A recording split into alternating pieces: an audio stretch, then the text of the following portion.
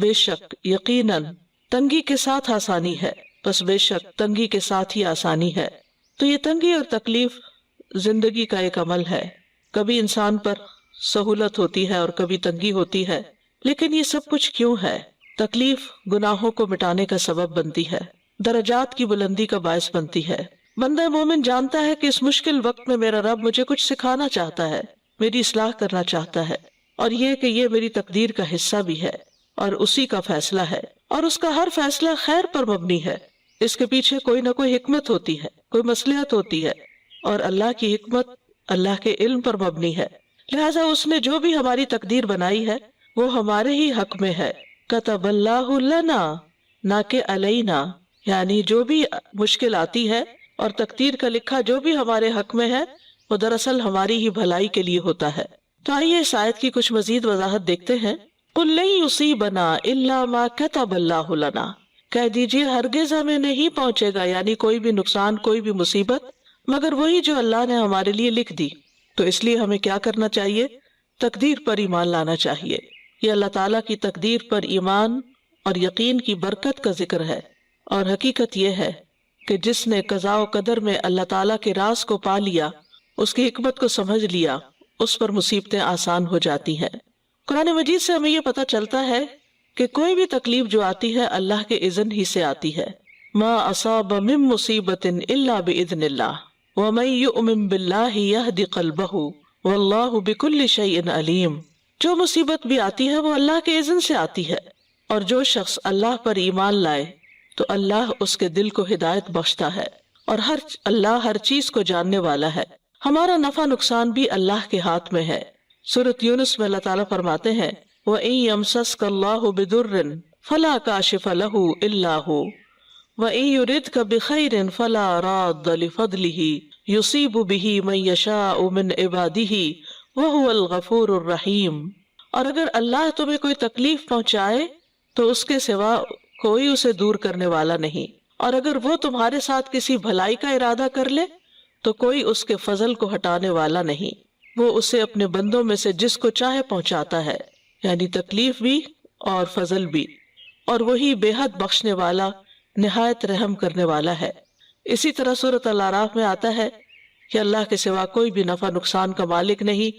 قُل لَا أَمْلِكُ لِنَفْسِي نَفْعًا وَلَا ضَرًّا إِلَّا مَا شَاءَ اللَّهُ، کہہ دیجئے میں اپنی جان کے لیے نہ کسی نفع کا مالک ہوں نہ کسی نقصان کا، مگر جو اللہ چاہے، یعنی وہی مجھے پہنچے گا۔ کسی بھی اللہ کے سوا کسی کو بھی نفع نقصان کا مالک سمجھنا یہ سراسر حماقت ہے اور شرک کی ایک قسم ہے۔ سورۃ یونس میں اللہ تعالیٰ فرماتے ہیں وَلَا تَدْعُ مِن دُونِ اللَّهِ مَا لَا يَنفَعُكَ وَلَا يَضُرُّكَ فَإِن فَعَلْتَ فَإِنَّكَ إِذًا مِّنَ الظَّالِمِينَ، اور اللہ کو چھوڑ کر اس چیز کو مت پکارو جو نہ تمہیں نفع دے اور نہ تمہیں نقصان پہنچائے، پھر اگر تم نے ایسا کیا تو یقیناً تم اس وقت ظالموں میں سے ہوگے۔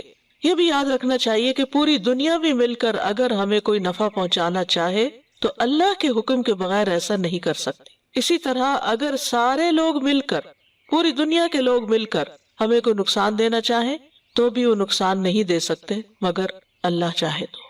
عبداللہ بن عباس سے روایت ہے کہ نبی صلی اللہ علیہ وسلم نے فرمایا جان رکھو کہ اگر ساری امت مل کر بھی تمہیں نفع پہنچانا چاہے تو تمہیں نفع نہیں پہنچا سکتی سوائے اس کے جو اللہ نے تمہارے لیے لکھ دیا، اور اگر وہ سارے مل کر تمہیں نقصان پہنچانا چاہیں تو نقصان نہیں پہنچا سکتے سوائے اس کے جو اللہ نے تمہارے لیے لکھ دیا۔ اور یہ ایک بہت بڑی حقیقت ہے جس کی عملی مثال ہمیں تاریخ میں ملتی ہے۔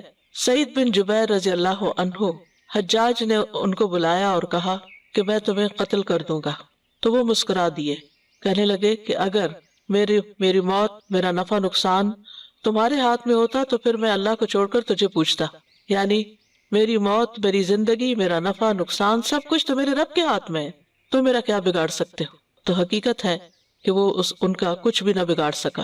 اسی طرح آپ دیکھیے کہ ابراہیم علیہ السلام کو آگ میں پھینکا گیا تھا، لیکن آگ اللہ کے حکم سے ٹھنڈی ہو گئی، سلامتی والی ہو گئی، اور آگ نے ان کا کچھ بھی نہیں بگاڑا، کیونکہ آگ تو اللہ کے حکم سے جلاتی، اور اگر اللہ کا اذن نہ ہو تو آگ اپنا کام نہیں کرتی، لہٰذا نفع نقصان تو اللہ کے ہاتھ میں ہے۔ پھر اسی طرح خالد بن ولید جو کہ 100 کے قریب جنگوں میں شریک ہو چکے تھے، ان کے جسم پر، وہ کہتے ہیں کہ میرے جسم پر ایک بالش بھر جگہ بھی ایسی نہیں کہ جہاں کسی تیر، تلوار یا نیزے کا نشان نہ ہو. اتنے زخم تھے، یعنی زخموں کے نشان تھے. زخم تو ساتھ ساتھ ٹھیک ہو گئے تھے، لیکن ان کو اپنے بستر پر ہی موت آئی. تو کہتے تھے کہ بزدلوں کو میرا پیغام پہنچا دو کہ موت سے نہ ڈریں، کیونکہ میں نے اتنی جنگوں میں حصہ لیا اور میری میدان جنگ میں کسی میں شہادت نہیں ہوئی، بلکہ مجھے بستر پر ہی موت آئی. یہ یقین اگر انسان کو ہو جائے کہ موت بھی اللہ کے اذن سے ہے، بیماری بھی اللہ کے اذن سے ہے، اور اسی طرح خوشحالی بھی اللہ کے اذن سے، یہ بھی اسی نے دی ہے، تو پھر انسان کے اندر کی ٹینشن اور پریشر اور خوف اور غم یہ اس سے دور ہو جاتا ہے، اور وہ ہر حال میں امن سے جینا سیکھ لیتا ہے. حقیقت یہ ہے کہ انسان کو وہی پہنچتا ہے جو تقدیر میں لکھا ہوا ہے، اور اللہ کے فیصلے بہت پہلے لکھے گئے تھے. حدیث میں آتا ہے کہ سب سے پہلے اللہ تعالیٰ نے قلم کی تخلیق کی اور اسے حکم دیا کہ مستقبل میں ہونے والی تمام چیزوں کو لکھ دو. عبداللہ ابن عمرو ابن العاص سے روایت ہے، وہ کہتے ہیں کہ میں نے رسول اللہ صلی اللہ علیہ وسلم کو فرماتے ہوئے سنا کہ اللہ نے آسمان و زمین کی تخلیق سے 50,000 سال پہلے مخلوقات کی تقدیریں لکھ دی، اور اللہ کا عرش پانی پر تھا. یعنی اتنا پہلے سب کچھ لکھا گیا. اس وقت ہم جو یہاں بیٹھے ہیں اور جو سن رہے ہیں اپنی اپنی جگہوں پر، تو وہ سب جانتے ہیں کہ یہ ہمارے حصے میں لکھا ہوا تھا، اور اللہ سبحانہ و تعالیٰ نے اس وقت سے لکھا ہوا ہے کہ جب ساری تقدیریں لکھی گئی تھی. ہمیں تو ایک دن پہلے بھی نہیں پتا تھا کہ ہم سب آج، یعنی جتنے بھی لسنرز ہیں، اس وقت یہ بات سن رہے ہوں گے، لیکن اللہ نے تو یہ سب کچھ پہلے سے ہی فیصلہ کر دیا تھا. قرآن مجید میں آتا ہے سورۃ الحدید میں، ما اصاب من مصیبت فی الارض ولا فی انفسکم الا فی کتاب من قبل ان نبرأها ان ذلک علی اللہ یسیر لکی لا تأسوا علی ما فاتکم ولا تفرحوا بما آتاکم واللہ لا يحب کل مختال فخور. کوئی مصیبت نہ زمین پر پہنچتی ہے اور نہ تمہاری جانوں پر مگر وہ ایک کتاب میں لکھی ہے اس سے پہلے کہ ہم اسے پیدا کریں. یقیناً یہ اللہ پر بہت آسان ہے، تاکہ تم نہ غم کرو اس پر جو تمہارے ہاتھ سے نکل جائے. جو تمہارے ہاتھ سے نکل جائے اس پہ غم نہ کرو، اور اس پہ اکڑ نہ جاؤ جو اللہ تمہیں عطا فرمائے. اور اللہ کسی تکبر کرنے والے، بہت فخر کرنے والے سے محبت نہیں رکھتا. یعنی وہ شخص تکبر والا یہاں کون ہے کہ وہ جو سمجھتا ہے کہ سب کچھ اس کی محنت اور کوشش کا نتیجہ ہے، اور جب اس کی محنت کا نتیجہ سامنے آتا ہے تو وہ اس پر اترانے لگتا ہے اور فخر کرنے لگتا ہے. تو اس سے یہ سبق ملتا ہے کہ انسان کو جب کوئی نعمت ملے تو اس پر اترائے نہیں، کیونکہ یہ اللہ کا فضل ہوا اس پر. بہت سے لوگ ایسی محنت اور ایسی کوشش کرتے ہیں، لیکن وہ اس حال کو، اس انجام کو یا نتیجے کو نہیں پہنچتے، یا وہ فائدہ حاصل نہیں کر پاتے جو اللہ کے دینے سے ہی انسان کو ملتا ہے. تو یاد رکھیے قیامت تک ہونے والی ہر چیز لکھی ہوئی ہے. الم تعلم ان اللہ یعلم ما فی السماء والارض ان ذلک فی کتاب ان ذلک علی اللہ یسیر. کیا تم نہیں جانتے کہ اللہ وہ سب کچھ جانتا ہے جو آسمان اور زمین میں ہے، بلا شبہ یہ سب کچھ ایک کتاب یعنی لوح محفوظ میں درج ہے، اور اللہ کے لیے یہ بات بہت آسان ہے. سورۃ یاسین میں آتا ہے وَكُلَّ شَيْءٍ أَحْصَيْنَاهُ فِي إِمَامٍ مُبِينٍ، اور ہم نے ہر چیز کا ایک واضح کتاب یعنی لوح محفوظ میں ریکارڈ رکھا ہوا ہے. تو گویا ہر چیز تقدیر سے ہے. طاؤس کہتے ہیں میں نے رسول اللہ صلی اللہ علیہ وسلم کے متعدد صحابہ سے ملاقات کی، وہ کہتے تھے ہر چیز تقدیر سے وابستہ ہے. یعنی صرف انسانی کی تقدیر نہیں بلکہ ہر چیز کی جو بھی اس کائنات میں پائی جاتی ہے، اس کا آغاز کب ہوا، اس کا انتہا کب ہوگی، اس کا فائدہ، اس کا نقصان، سب کچھ لکھا ہوا ہے. کوئی چیز بھی تقدیر سے آگے نہیں بڑھ سکتی. یعنی اللہ نے جو فیصلہ کر دیا اس سے آگے کسی اور کا فیصلہ نہیں چلتا. نبی صلی اللہ علیہ وسلم نے فرمایا اگر تقدیر سے پہلے تقدیر سے کوئی چیز سبقت کر سکتی تو وہ نظر تھی، لیکن وہ بھی اللہ کے اذن سے ہی ہوتی ہے. عمر، رزق، عمل سب کچھ تقدیر سے ہے. ابو درداء کہتے ہیں کہ میں نے رسول اللہ صلی اللہ علیہ وسلم کو فرماتے ہوئے سنا اللہ ہر بندے کی تخلیق میں 5 چیزیں لکھ چکا ہے، اس کی عمر، اس کا رزق، اس کا عمل، اور یہ کہ وہ شقی ہوگا یا سعید. بعض لوگ یہ باتیں پڑھ کر یا سن کر یہ سمجھتے ہیں کہ جب سب کچھ لکھا ہوا ہے تو پھر ہمیں تو کچھ کرنے کی ضرورت نہیں. اس کا یہ مطلب نہیں. اللہ کو یہ پتا تھا. یعنی تقدیر کیا ہے؟ علم اللہ السابق، کہ کسی کام کے واقع ہونے سے پہلے ہی اللہ کو معلوم ہونا کہ یہ ایسے ہوگا. ہم بعض اوقات اپنے تجربات اور محدود معلومات کی روشنی میں بعض اوقات پہلے سے ہی پیشن گوئی کرنے لگتے ہیں کہ یہ چیز ایسے ہوگی، اب یہ پانی زیادہ ہو گیا تو کھانا یوں پکے گا، اور کم ہو گیا تو یوں پکے گا، اور ہر چیز کے معاملے میں ہم ایک اندازہ کرتے رہتے ہیں. تو ہمارے اندازے تو صحیح بھی ہو سکتے ہیں اور غلط بھی ہو سکتے ہیں، لیکن اللہ سبحانہ و تعالیٰ کا جو اندازہ ہے، علم ہے کسی بھی چیز کے بارے میں، وہ غلط نہیں ہے اور اس میں کوئی خطا نہیں ہے. اور اگر اللہ کو یہ پتہ نہ ہو، اب یہ کہ یعنی کہ اللہ سبحانہ و تعالیٰ کو اول سے آخر تک جو ہونے والا ہے سب علم تھا، اور اگر اللہ سبحانہ و تعالیٰ کو پتہ نہ ہو تو اس کا علم کامل ہی نہیں ہو سکتا. پھر وہ الہ کیسے ہو سکتا ہے؟ تو بالکل بنیادی چیز ہے کہ اس کو معلوم تھا کہ میں کون سی چیز پیدا کروں گا اور اس کو کیا کیا دوں گا تو وہ اس کو کیسے استعمال کرے گا، تو اس نے پہلے سے ہی لکھا ہوا ہے. یعنی گویا انسان کا ہر عمل اللہ کے علم میں ہے اس سے پہلے کہ انسان اس کو کرے. بعض اوقات بچہ چل رہا ہوتا تو ہم کہتے ہیں یہ گرے گا، یہ گرے گا. ہمیں صرف اس تجربات کی بنا پر اگر ہم یہ بات کر رہے ہوتے ہیں، تو اللہ کا تو علم کامل ہے، مکمل ہے، پرفیکٹ ہے، جس کی بنا پر وہ پہلے سے ہی جانتا ہے کہ کون انسان کیا کرنے والا ہے. پھر اسی طرح ایک حدیث سے ہمیں پتہ چلتا ہے کہ انسان کی رنگت، مزاج اور یہ سب کچھ بھی تقدیر سے ہے. رسول اللہ صلی اللہ علیہ وسلم نے فرمایا، بے شک اللہ نے آدم کو ایک مٹھی مٹی سے پیدا کیا جسے ساری زمین میں سے جمع کیا تھا. بس بنی آدم زمین کی مٹی کے لحاظ سے ہیں، ان میں سے کوئی سرخ ہے، کوئی سفید ہے، کوئی سیاہ ہے، کوئی ان کے درمیان ہے، کوئی نرم خو ہے تو کوئی سخت طبیعت کا مالک ہے، کوئی بری طبیعت کا مالک ہے اور کوئی اچھی طبیعت والا ہے. پھر اسی طرح حسن کہتے ہیں کہ آزمائش کا آنا بھی تقدیر میں سے ہے. بے شک اللہ نے مخلوقات کو پیدا کیا تو ان کے ساتھ ان کی تقدیر کو پیدا کیا، ان کی عمروں کو تقدیر کے مطابق تقسیم کیا، ان کے رزقوں کو تقدیر کے مطابق تقسیم کیا، اور آزمائش اور صحت اور تندرستی کو بھی تقدیر کے مطابق تقسیم کیا. تو گویا بیماری بھی تقدیر کا حصہ ہے. آج کل جو بیماری پھیلی ہوئی ہے یہ بھی تقدیر کا حصہ ہے، جس نے بہت سے لوگوں کو اپنی لپیٹ میں لیا ہوا ہے. اور یہ اللہ کے علم میں تو زمین و آسمان کی پیدائش سے 50,000 سال پہلے ہی تھا، ازل سے ہی تھا. پھر اسی طرح اخلاق بھی اللہ نے تقسیم کیے ہیں، جیسے رزق تقسیم کیا ہے. اسی طرح عقل مندی اور بے وقوفی بھی تقدیر میں سے ہے. کل شیء بقدر حتی العجز والکیس. رسول اللہ صلی اللہ علیہ وسلم نے فرمایا ہر چیز تقدیر سے وابستہ ہے، یہاں تک کہ فہم و فراست اور بے بسی بھی. پھر اسی طرح اولاد کا ملنا، موت کا وقت اور جگہ کا مقرر ہونا. پھر اسی طرح تقدیر میں جو لکھا ہے اس میں نہ اضافہ ہو سکتا ہے نہ کمی ہو سکتی ہے. لیکن اس کا یہ مطلب نہیں کہ انسان احتیاط نہ کرے اور اپنے پریکاشنز نہ لے، کیونکہ اللہ سبحانہ تعالیٰ نے انسان کو ارادہ اور اختیار بھی دیا ہے، اور یہ بھی تقدیر کا حصہ ہے کہ اس کو جیسے باقی رزق ملے ہیں تو یہ رزق بھی ملا ہے کہ، اور پھر اللہ کو پہلے سے ہی پتا تھا کہ یہ اپنے ارادے اور اختیار کو کس طرح استعمال کرے گا. اور پھر بعض اوقات ہم سوچتے ہیں کہ پھر اگر سب کچھ لکھا ہوا ہے تو ہمیں کوئی احتیاط کرنے کی کیا ضرورت ہے. نہیں، ایسا نہیں ہے. مطرف بن عبداللہ کہتے ہیں کسی کو ایسا نہیں ہونا چاہیے کہ وہ اونچے پہاڑ پہ چڑھ کے خود کو نیچے گرا لے اور کہے کہ یہ میرے رب نے میری تقدیر میں مقرر کیا. بھلا اس کو پہلے سے تقدیر کہاں سے پتہ چل گئی؟ بلکہ اسے احتیاط اور کوشش کرنی چاہیے اور بچاؤ کرنا چاہیے.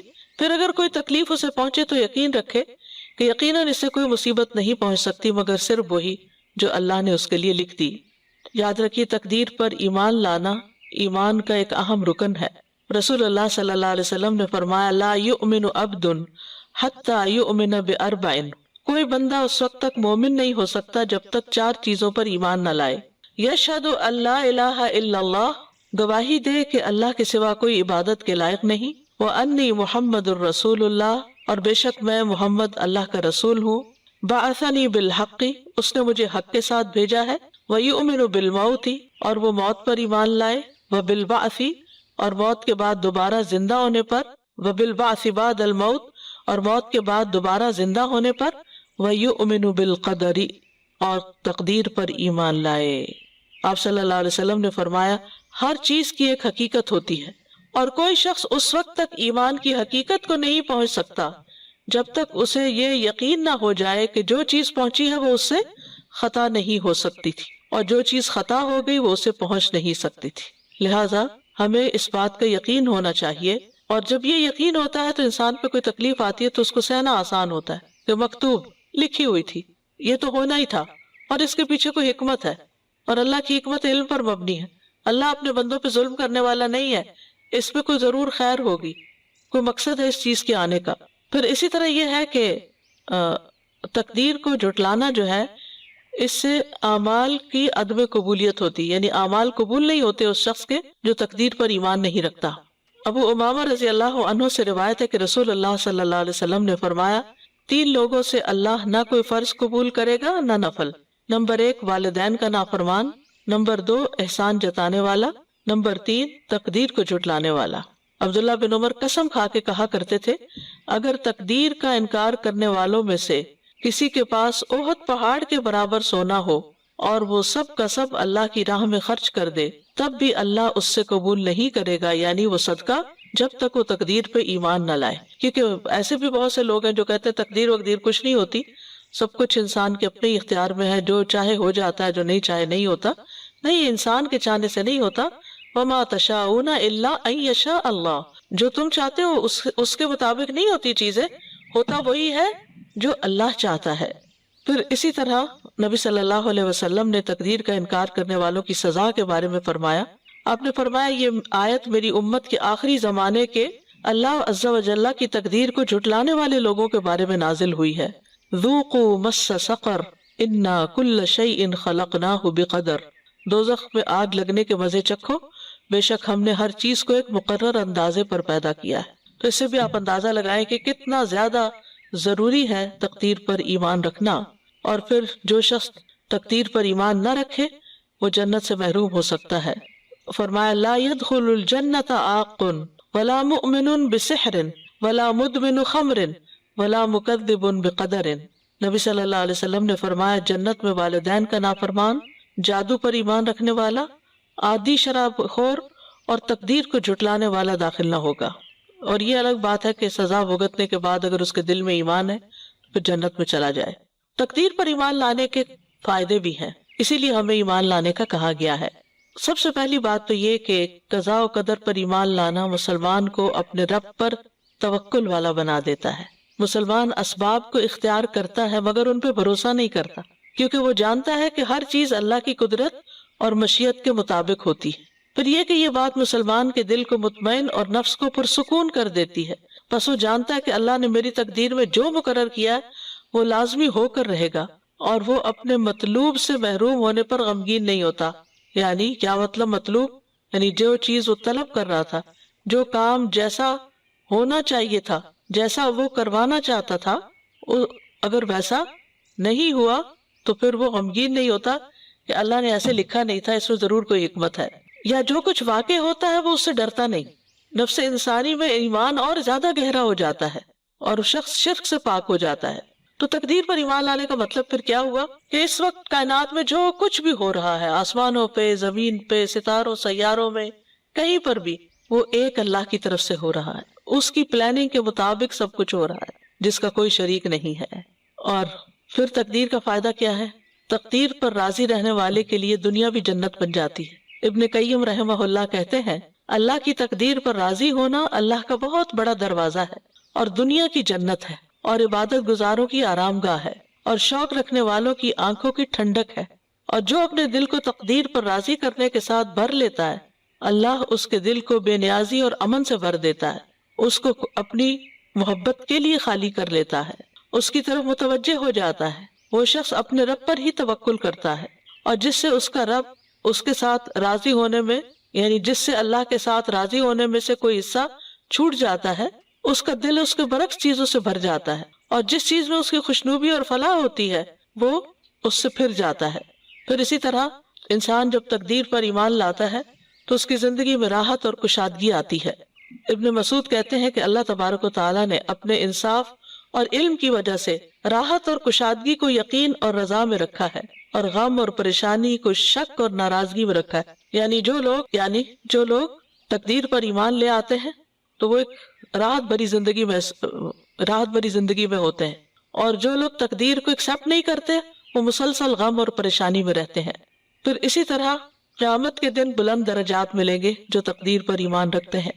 حکیم بن جعفر سے مروی ہے کہ عبداللہ برافی کہتے ہیں کہ جو لوگ اللہ عز و جل سے ہر حال میں راضی ہو جاتے ہیں، یہ کہہ کے کہ تو اللہ نے لکھا تھا، یہ تو اللہ نے لکھا تھا، قیامت کے دن ان کے درجات کو اللہ تعالیٰ بلند کر دے گا۔ اور یہ بھی کہا کہ جس کو رضا دے دی گئی وہ افضل درجات تک پہنچ گیا۔ اب اس میں آپ دیکھیے کہ جیسے شادی ہوتی ہے تو بعض اوقات کسی ایسے شخص سے انسان کی شادی ہو جاتی ہے کہ جس سے اس کو بہت تکلیفیں سہنی پڑتی، مثلا وہ شخص کام نہیں کرتا، یا اس کا کوئی ذریعہ آمدنی نہیں، یا یہ ہے کہ وہ محبت کرنے والا نہیں، یا کوئی نرم مزاج نہیں، یا یہ کہ کوئی بات سمجھنے والا نہیں، تو اس سے زندگی میں ایک عجب طرح کی تکلیف شروع ہو جاتی۔ اسی طرح اگر کسی کا بچہ کوئی ایسا پیدا ہو جاتا ہے مثلا جو کرپلڈ ہو، یا یعنی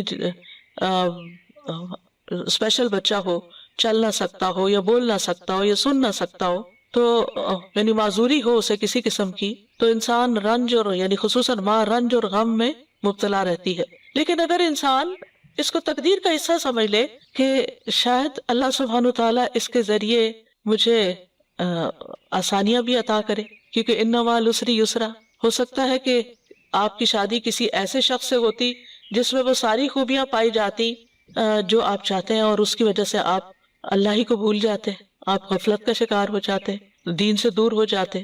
اسی طرح بعض اوقات انسان کو دنیا میں کوئی فائدہ نظر نہیں آتا، لیکن یہ چیزیں انسان کے درجات کو بلند کرنے کا باعث بنتی ہیں۔ یعنی ہو سکتا ہے کہ اگر آپ کے سارے ہی بچے صحت مند ہوتے تو آپ وہ شکریہ ادا نہ کرتے، اب ایک بچے کی بیماری کی وجہ سے باقی بچوں کی صحت پر آپ شکر گزار ہیں، تو اللہ نے آپ کو شکر کی نعمت عطا کر دی، اور اس بچے کی تکلیف کی وجہ سے جو آپ نے تکلیف اٹھائی اس کی وجہ سے آپ کے درجات آخرت میں وہ اتنے بلند ہو کہ آپ سوچ بھی نہ سکے۔ یہ دنیا کی زندگی تو ختم ہی ہو جانے والی ہے۔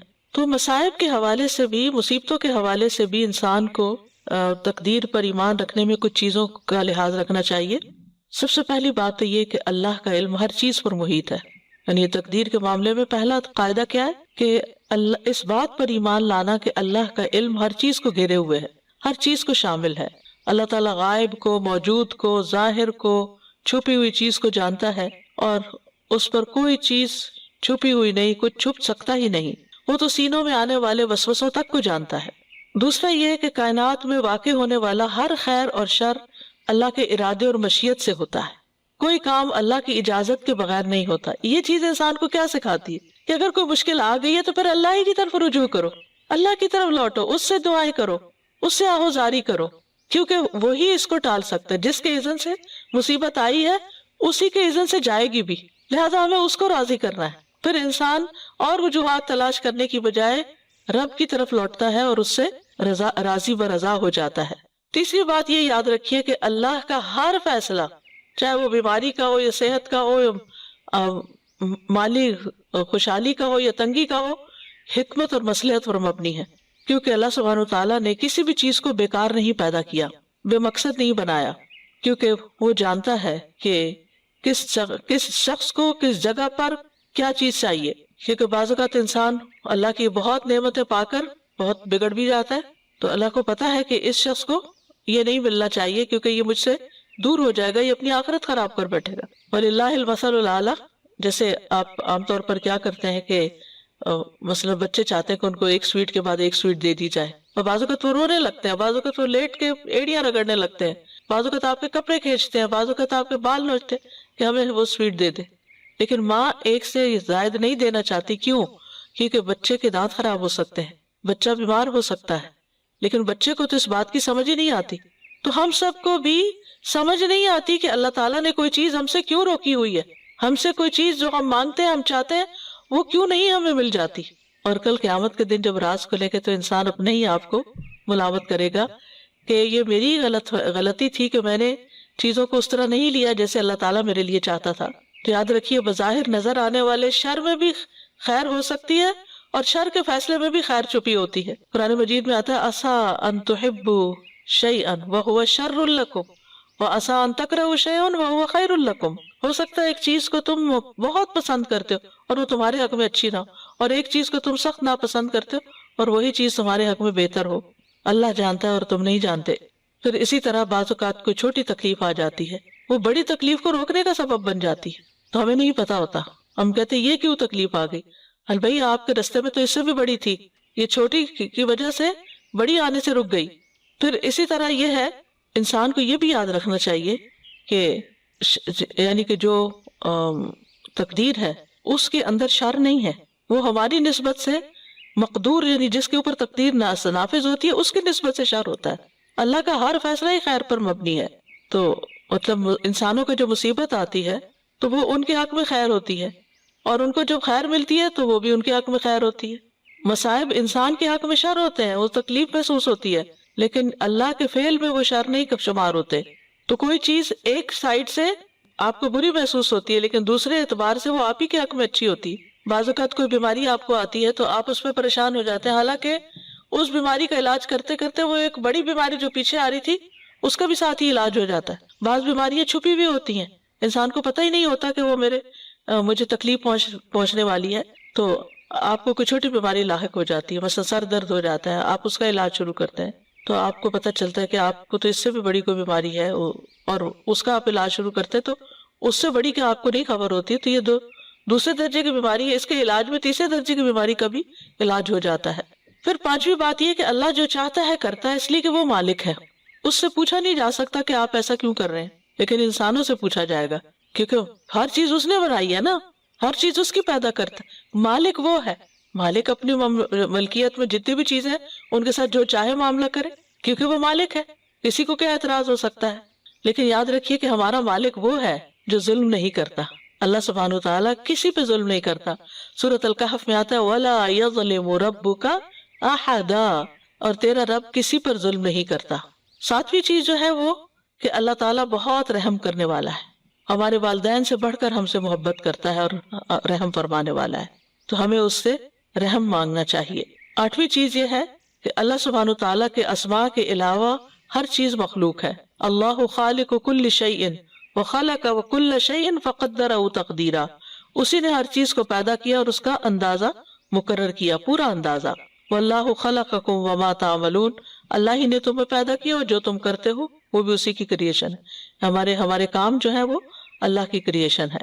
تو اس سے کیا پتہ چلتا ہے کہ پھر انسان یہ جان لے اگر، تو پھر اس کو یہ سمجھ آ جاتی ہے کہ اس کا جو دشمن ہے وہ کمزور ہے، اس کا ہیلہ کم ہے، اور وہ بھی اللہ کی مخلوق ہے، یعنی وہ خدا نہیں ہے۔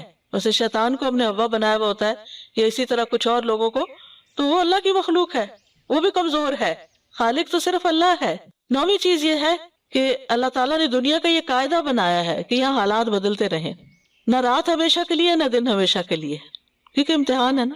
وَتِلْكَ الْأَيَّامُ نُدَاوِلُهَا بَيْنَ النَّاسِ، یہ دن تو ہم لوگوں کے درمیان باری باری بدلتے رہتے ہیں، لہٰذا تقدیر ہر مومن کافر سب پہ جاری ہوتی ہے، سب کے لیے تبدیلی آتی ہے۔